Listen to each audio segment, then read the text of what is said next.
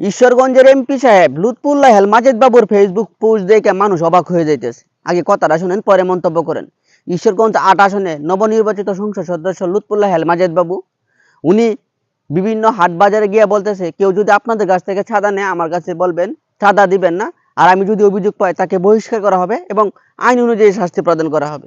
এক বুড়া লোকের কাছে গিয়ে বলতেছে যে আপনি বাজারে আসছে আর কোনোদিন খাজনা দিবেন না, কারণ 3টা ডাব বিক্রি করবেন 150 টাকা, এখানে যদি 30 টাকা খাজনা নেয় তো আপনার লাভ টাপ সহ চাঁদাবাজরা নিয়ে গেল গা। পরে আবার দেখলাম কোন নেতা তার উপজেলার মধ্যে একটা অন্যায় করছে, ডাইরেক্ট বহিষ্কার করে দিয়েছে। বলতেছে যে আমার উপজেলায় কেউ চাঁদাবাজি করবেন ডাইরেক্ট আমি বহিষ্কার করব। মানে এইভাবে বিভিন্ন ফেসবুক পোস্টে তিনি এগুলো তার আইডিতে ফেসবুক পেজে জানান দিতেছে।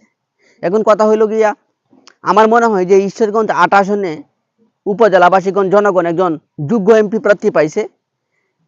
যদি লুৎফুল্লাহ আল মাজেদ বাবু ওনার কথার সাথে কাজের মিল রাখে তাহলে ঈশ্বরগঞ্জ একটা আধুনিক উপজেলাতে রূপান্তরিত হবে। ঈশ্বরগঞ্জের মানুষ শান্তিতে থাকবে।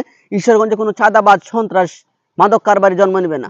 উনি বলতেছে যে রাস্তার পাশে অবৈধ কোনো দোকানপাট থাকলে তা যথাসময়ে সরাবেন, আর না হয় বুলডোজার দিয়ে ঘুরিয়ে দেওয়া হবে।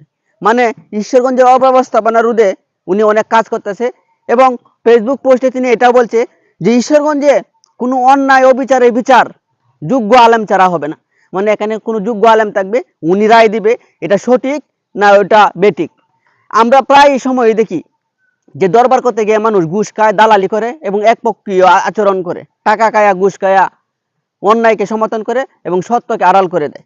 তো ঈশ্বরগঞ্জের এই এমপি সাহেব এসবের বিরুদ্ধে দাঁড়াইতেছেন এবং বলতেছে যে কোনো জায়গায় দরবার হলে, কোনো জায়গায় কোনো অন্যায়ের বিচার হলে এখানে যোগ্য একজন আলেম থাকবে, যোগ্য একজন আলেমের উপস্থিতি বিচার হবে। উনি বলতেছে ঈশ্বরগঞ্জের ছাত্রছাত্রীদের উদ্দেশ্যে বলতেছে, ঈদের পরের দিন না ঈদের দ্বিতীয় দিন সকল ছাত্রছাত্রীদেরকে নিয়ে তিনি বসবেন, একটা আলোচনা করবেন, একটা মিটিং করবেন এবং তরুণ প্রজন্মের ভাবনা তিনি জানবেন। এটা ওনার ফেসবুক পোস্টে দেখলাম। এখন কথা হয়েছে, ওনার কথার সাথে যদি কাজের মিল থাকে তাহলে আমাদের পার্শ্ববর্তী উপজেলা ঈশ্বরগঞ্জ একটা আধুনিক উপজেলাতে রূপান্তরিত হবে। ঈশ্বরগঞ্জে মাদক, সন্ত্রাস, চিন্তায়, চাঁদাবাজি, দুর্নীতি, দালালি থাকবে না।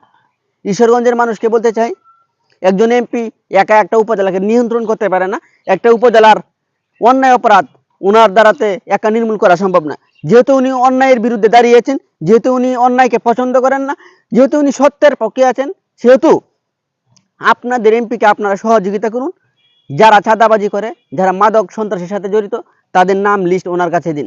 আশা করি ঈশ্বরগঞ্জের এই এমপি সাহেব এই ঈশ্বরগঞ্জ উপজেলাকে একটি আধুনিক উপজেলাতে রূপান্তরিত করবে এবং এই ঈশ্বরগঞ্জ অচিরেই বাংলাদেশের বিভিন্ন উপজেলার মধ্যে একটি নামকরা উপজেলাতে রূপান্তরিত হবে। পরিশেষে বলতে চাই, প্রিয় ঈশ্বরগঞ্জবাসী, মনে হয় আপনারা একজন যোগ্য এমপি প্রার্থী পেয়েছেন এবং এই এমপি সাহেব যদি ওনার কথার সাথে কাজের মিল রাখে, আশা করা যায় ঈশ্বরগঞ্জ হবে একটি নামকরা উপজেলার মধ্যে একটি। আমরা অনেক সময় ওই সম্প্রতি আমি ঈশ্বরগঞ্জে গিয়েছিলাম, একজনে বলতেছে যে আমাদের ঈশ্বরগঞ্জ উপজেলাকে অনেকেই চেনে না। যদি বললি যে বাড়ি ঈশ্বরগঞ্জ, তাহলে মানুষ ভাবে কিশোরগঞ্জ। তো এই এমপি সাহেব যদি ওনার কাজের ধারাবাহিকতা অটুট রাখেন এবং যে সিস্টেমে উনি চলতেছেন এবং যে ধারাবাহিকতা বজায় রাখতেছেন, এই ধারাবাহিকতা যদি চলে তাহলে ঈশ্বরগঞ্জের মানুষ সুখে শান্তিতে থাকবে। ঈশ্বরগঞ্জ একটি আধুনিক উপজেলাতে রূপান্তরিত হবে। আমরা আশা করব ঈশ্বরগঞ্জের নবনির্বাচিত সংসদ সদস্য জনাব লুৎফুল্লাহ আল মাজেদ বাবু আপনি আপনার কথার সাথে কাজের মিল রাখবেন। ধন্যবাদ।